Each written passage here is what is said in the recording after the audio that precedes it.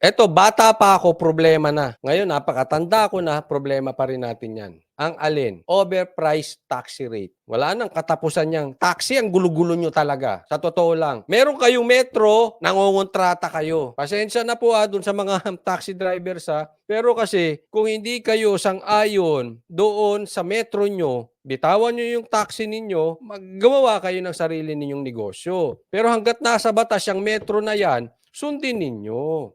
Naiintindihan ko traffic, pero that is not an excuse. Walang nangyayari. Ilang taon na?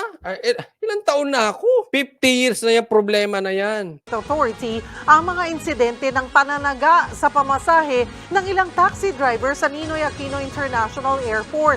May ilang pasero kasi na sinisingil ng 10,000 piso makalipat lang ng terminal. Nasa frontline ng balitang yan, si Gerard de la Peña.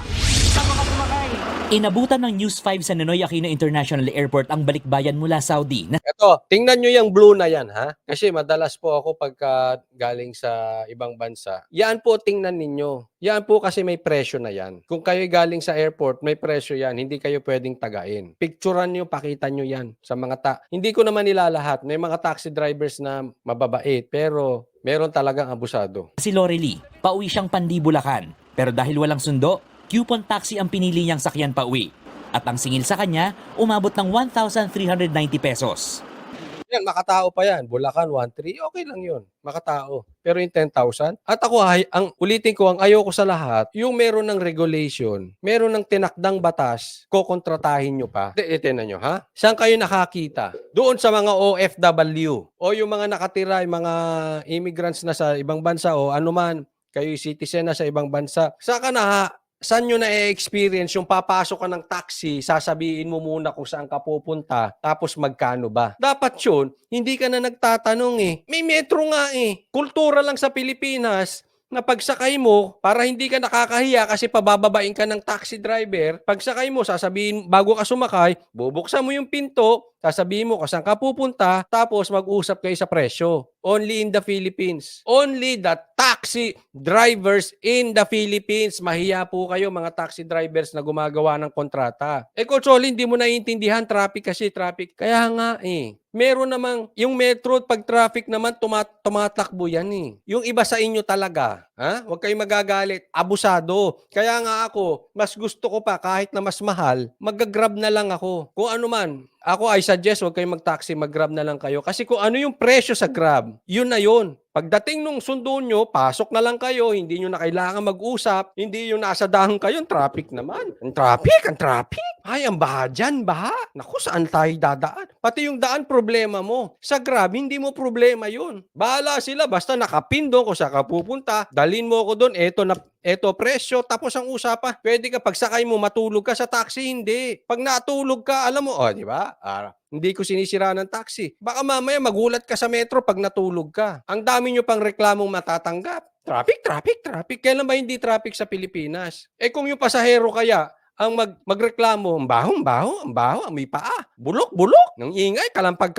Ang init. Di ba totoo naman? Real talk. Ang baho na ng taxi nyo. Hindi lahat, karamihan. Amoy paa na. Ang hina pa ng aircon, pupugak-pugak, ang ingay makalampag. Real talk lang po, hindi ko po sinisiraan. Pero kasi dapat dito, balanse tayo. Huwag kayong abusado. Abusado kasi yung iba Sabi ni Jing Corpus, amoy baktol. Ano yung baktol? Sabi, mahal kong bayan, boss, tama ka lahat na sinabi mo madalas. Kaya nga, huwag kayong abusado Pambira kayo. Dapat, ang bawat trabaho ay merong kaakibat na pagseserbisyo sa kapwa-tao. Hindi lang yung lagi pakabit. Ay, magkano ba akin dyan? Magkano ba makukuha ko dyan? Kasi lumaki akong ganyan Yung tuwing na lang papasok kami, magtatanong pa yung magulang ko, magkano ba? Pagka hindi, balik ka sa pila. Mag-grab na lang kayo. Amoy brief na 3 araw, di ba?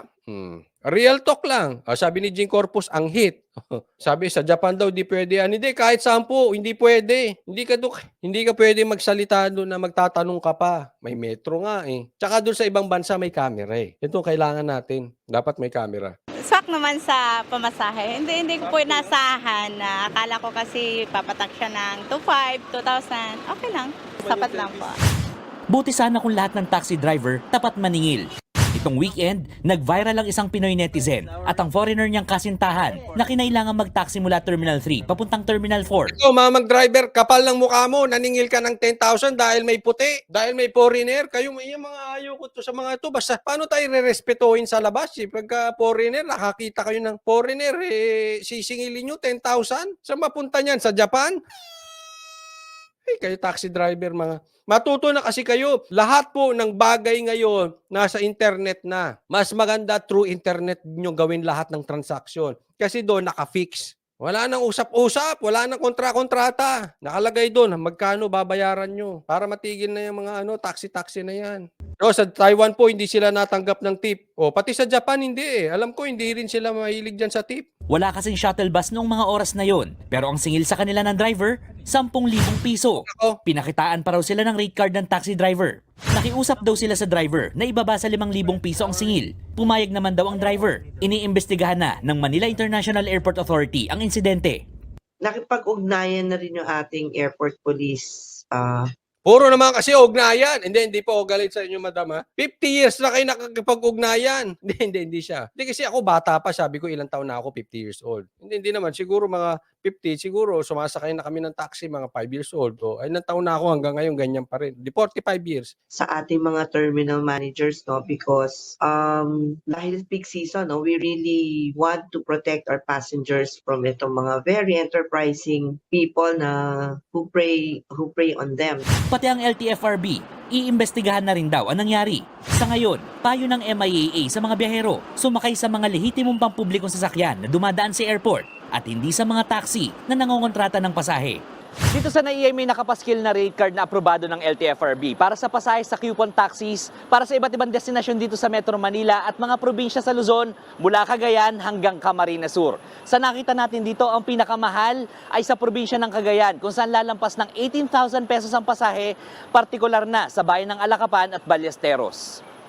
Hinihikayat din ng mga taxi operator na magpa-accredit sa MIAA para lehitimo makakuha ng mga pasahero sa mga terminal. Nagbabalita mula Alam sa mo, ito frontline. yan eh. Sa akin, ha? Ang dapat gawin dyan, huwag nang imbestigahan o pag-aralan. Tagal nyo na nag-iimbestiga. Simple lang. Total, may cellphone lahat. Pag sakay, nakabukas na yung cellphone, dapat magkaroon na ng batas na ganito. Nakabukas ang cellphone, sasakay ka, nire-record na. Pag nagtanong at ayaw ng Metro, automatic suspendihin ninyo ang lisensya ng 2 taon. Tingnan mo, pustahan tayo, ubos ang mangongontrata ng taxi. Walang mangongontrata. Kasi pag sinuspindi mo yan at tinanggalan mo ng lisensya, paano makakapagmaneho yan? Di ba? So, napaka-importante ng lisensya sa kanila. Kasi kung bibigyan mo lang ng fine yan, papalusutan ka lang ng papalusutan. Pag nakalusot, thank you. Pag hindi nakalusot, bayad ng fine. Di ba? So, lulusot at lulusot at lulusot. Alam mo naman ang mga Pilipino, kung lulusot, lulusot. So, pag tinanggalan mo ng lisensya yan, one time lang, hindi makakapag-taxi yan. Gagawin pa ba niya? Hindi na. Hindi na mangungontrata yan. Ang dali ng solusyon. Ewan ko kung meron nakapag-isip sa inyo, inabot tayo ng 50 years, ganyan pa rin. O, sabi dito ng editor, meron ako napanood, naniningil ng 500 pesos yung